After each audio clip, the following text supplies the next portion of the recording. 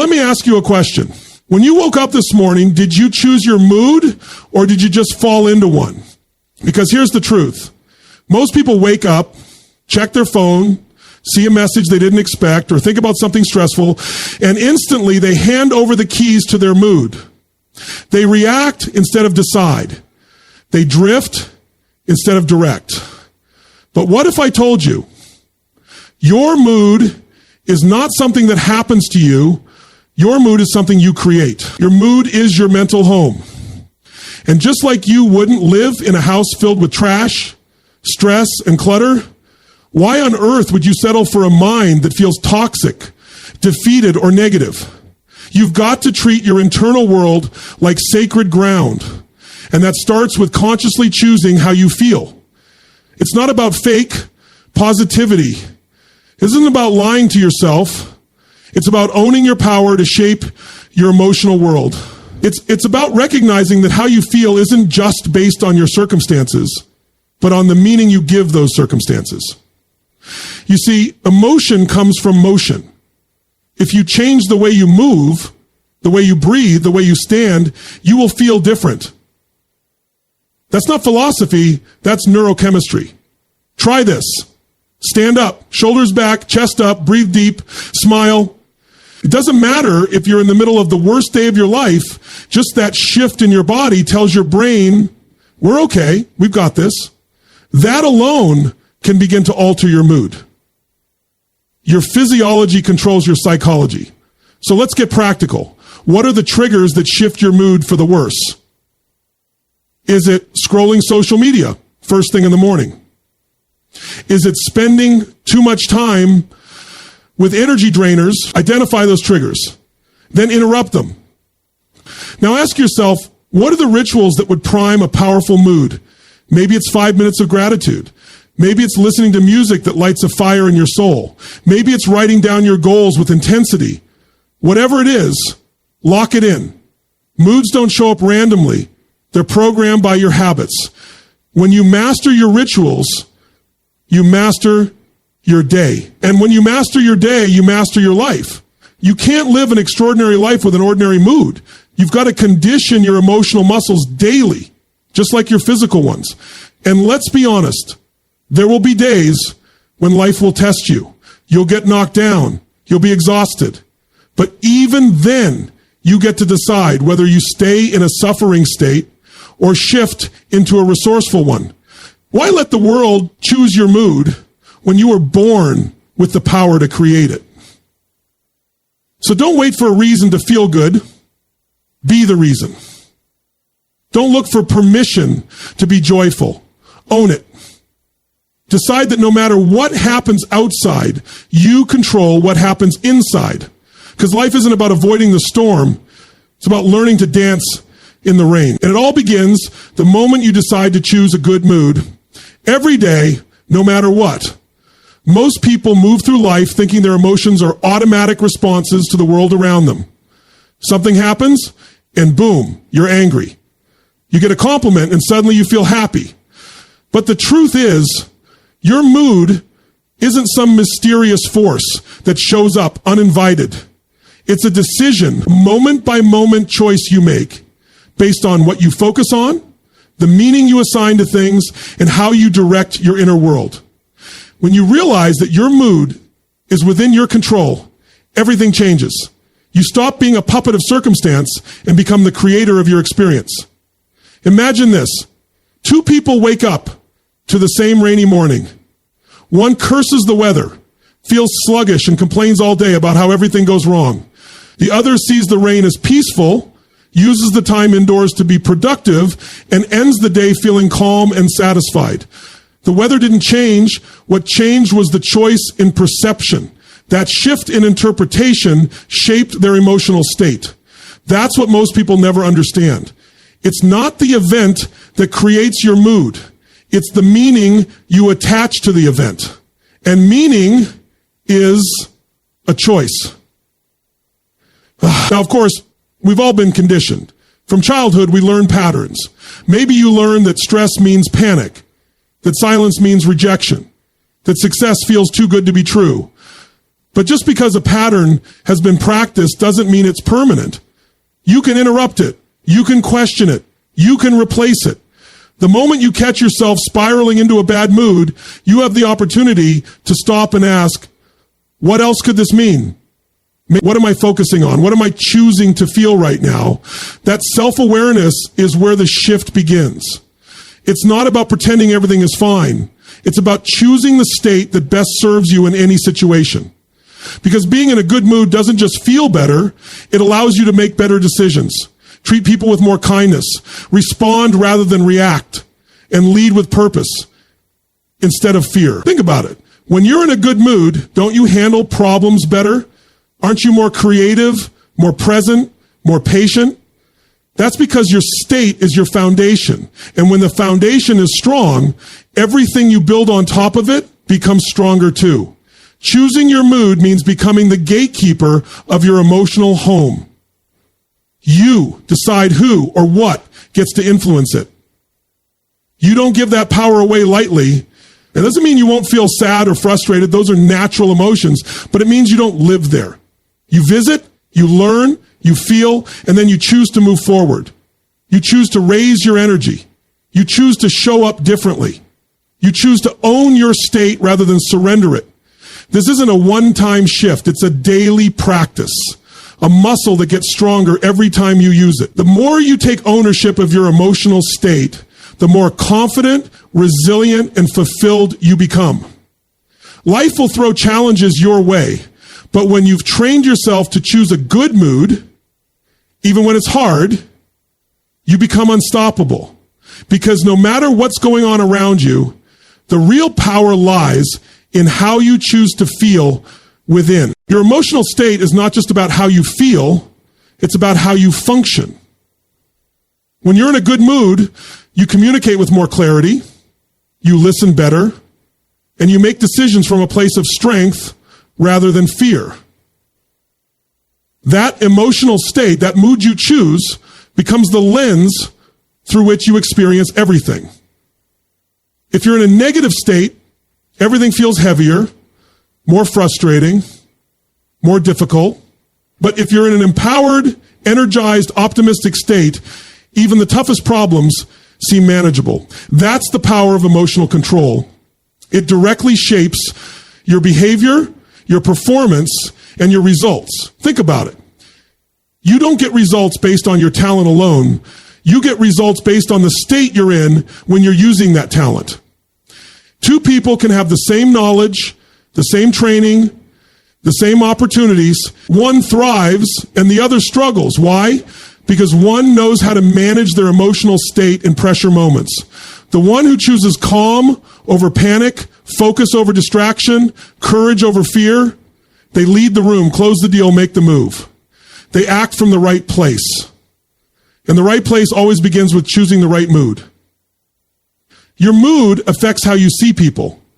In a bad state, you might interpret someone's silence as disrespect. In a good state, you might interpret that same silence as reflection or deep thought. The person didn't change, you did. And because of that shift in how you feel, your behavior toward them changes too. You might snap in frustration or speak with patience.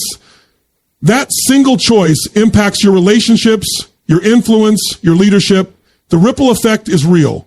One shift in mood can change how your entire day unfolds. And in the long term, it changes your life. What we often forget is that state is contagious. Ever been around someone who walks into the room and suddenly everyone feels more alive, more awake, more inspired? That's not accidental. That's someone who's mastered their emotional state and brings it with them wherever they go. They don't wait for the world to set the tone. They are the tone. They're intentional. And when you're intentional with your emotional energy, you become a thermostat, not a thermometer. So let me tell you what productivity is not about mastering your time. Let me tell you what it matters more than. It's about being intentional with your emotional energy. If you perceive the world as a tablet, that means you now spin your paper. You don't just react to the room, you change it. On the flip side, we've also seen how someone's negative state can pull others down. That one coworker, that one friend who walks in stressed, irritated, and defensive Suddenly the room tenses up. That's what happens when state is unmanaged. It leaks. And it's a reminder that managing your mood isn't just for you. It's for everyone around you. Your family, your team, your clients, your friends, they all feel the impact of your state, whether they realize it or not. You are always influencing, either by design or by default. So what if you made it a standard for yourself that no matter what's happening, you will show up in a state that creates solutions, not problems?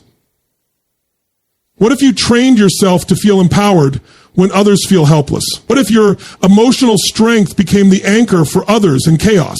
Because when you understand that your mood shapes your behavior and your behavior shapes your life, you no longer treat it like an accident, you start treating it like a skill. And skills can be developed.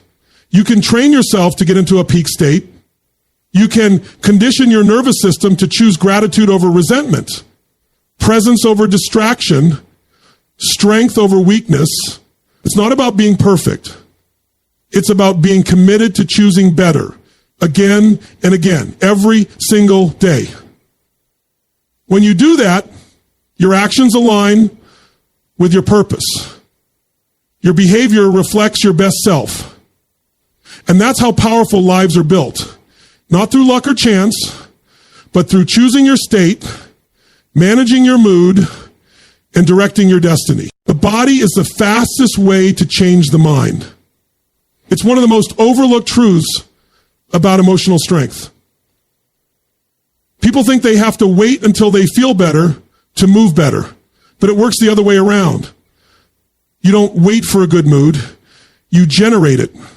And one of the fastest, most reliable tools to generate a powerful mood is to shift your physiology, your breath, your posture, your facial expressions.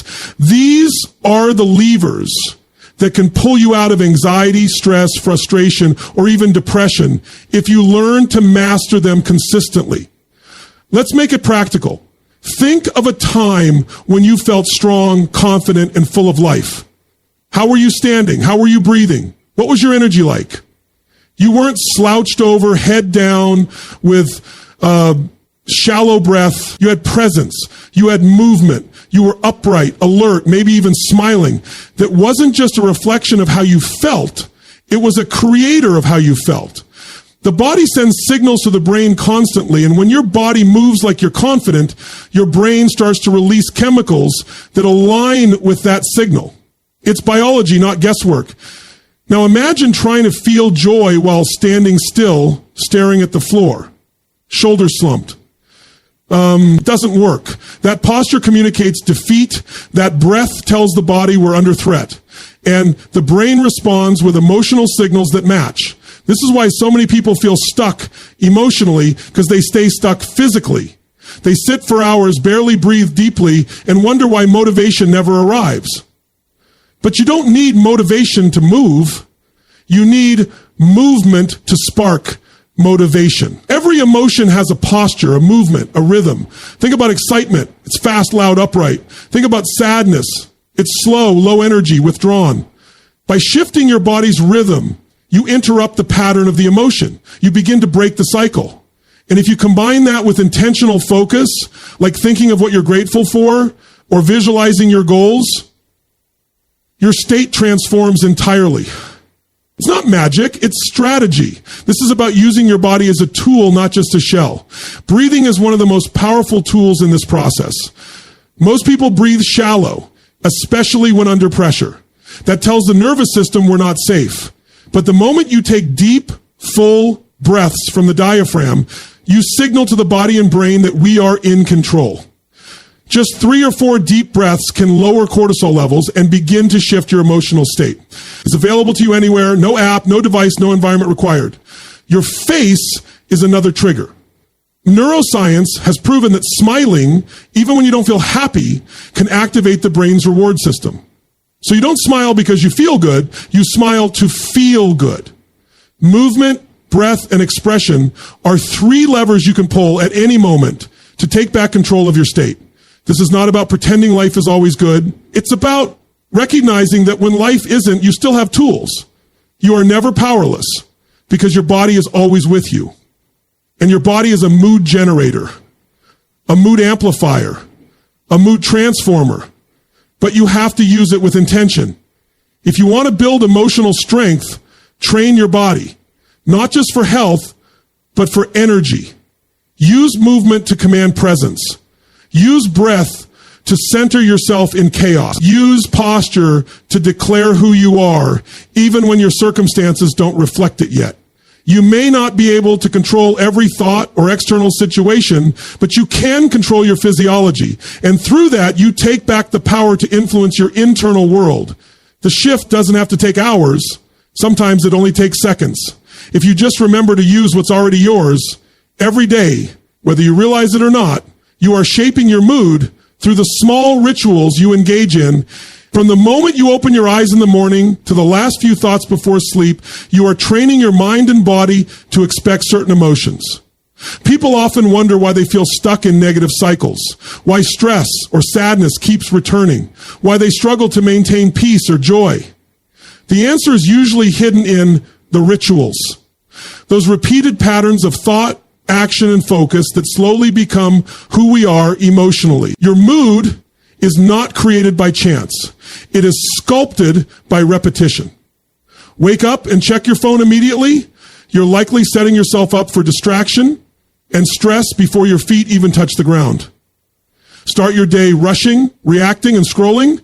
Then don't be surprised when your energy feels scattered and your focus feels weak. That's not just a bad habit. It's a mood-building ritual. You're feeding your nervous system anxiety and confusion before you even give it a chance to breathe. Now imagine doing that every day for years. You don't just wake up in a bad mood. You've been rehearsing it. But the opposite is just as true. If you begin your morning with clarity by breathing deeply, moving your body, reviewing what you're grateful for, you are rehearsing a mood of strength, focus, and joy. That becomes your emotional default. You don't need to force yourself to feel good because you've conditioned your nervous system to expect it. That's the power of rituals. They don't just create habits. They build emotional baselines. Think about it this way. Most people don't rise to the level of their goals. They fall to the level of their routines. And mood is no exception. You can have big dreams, powerful affirmations, and a strong vision, but if your daily rituals don't support that emotionally, you'll keep falling into old patterns. Want more peace? Build a routine that centers you. Want more energy? Create rituals that fuel your body and focus. Want more confidence? Practice visualizing yourself succeeding before the world sees it. Over time, these repeated emotional rehearsals become who you are, not by accident, but by design. This is also why language matters so much. The way you speak to yourself is part of your emotional ritual. Saying things like, I'm so tired, I'm always behind, or this is just who I am, may seem harmless, but those words are seeds. You plant them enough times, they take root, and they grow into emotional states that feel permanent, when really, they were built by repetition. What you say is what you feel, and what you feel is what you become. If you truly want to master your mood, you need to take inventory of your emotional rituals. What are the first thoughts you allow into your mind each morning? What music do you listen to? What people do you surround yourself with? What words do you repeat in your head? These are not random choices. They are rituals. They are shaping your emotional destiny one small moment at a time. The good news is you don't need to overhaul your entire life overnight. Even one powerful ritual done consistently can create a massive emotional shift. Maybe it's writing down 3 things you're grateful for. Maybe it's 10 minutes of movement or 5 minutes of silence before you start the day. These small acts send a message to your nervous system. We are in control. We are intentional. We choose how we feel. Your rituals are either training you for chaos or training you for clarity. You are always rehearsing something. The question is, are you rehearsing strength or weakness? Empowerment or anxiety? Joy or resentment? You can't wait for a good mood to arrive. You have to create it daily with purpose and precision. And that creation begins and ends with the rituals you choose to live by.